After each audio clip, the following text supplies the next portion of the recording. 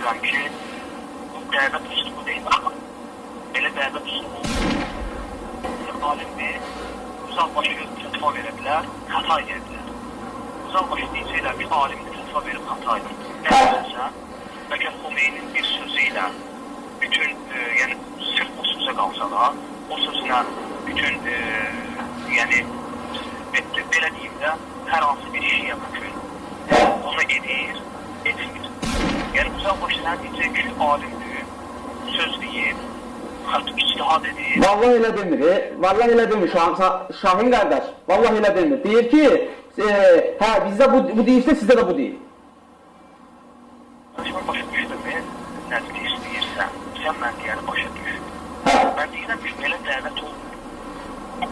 Belə şeylərin ardınca düşmür. Belə dəvət olmur.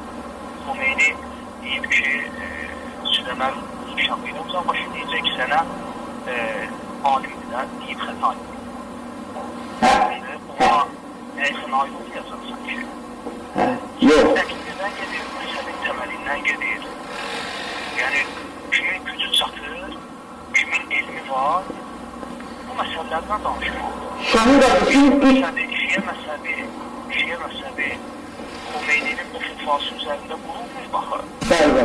Sən o fetva ilə şiyə məsələni dağıtmaq istəyəsən. Xomeyni həyatda olmamış şadcan şiyə məsəli var idi. Bəli. Mən şiyə məsəlinin varlığı Xomeyniyə bağlı deyil. Gezər Xomeyni fetvası ilə şiyə məsəlini dağıtmasın. Əgər məsəli dağıtmaq istəyirsənsə, belə deyim də, bu nöqtədən vurmalısan. Yəni, mən demək istədiyi budur ki, sən deyirsən Saminin, o üslub səhvdir. O üslub, o cür dəvət üslubu olmur. O üslub səhvdir. Qardaşlar bu mövzuları işlətməsinlər. Belə dəvət olmur. Züxruf surəsində deyir ki, mən ayəni yəni olduğu kimi, yəni təfsirsiz desəm, deyir özündən əvvəlki rəsullardan soruş. Allah subhanətələ ayədə deyir ki, özündən əvvəlki rəsullardan soruş. Bəli. Bu ayə dəlildir ki, ölülər eşidir deyə. Çünki Allah subhanətələ Peyğəmbərə əmr edir ki, özündən əvvəlki rəsullardan soruş.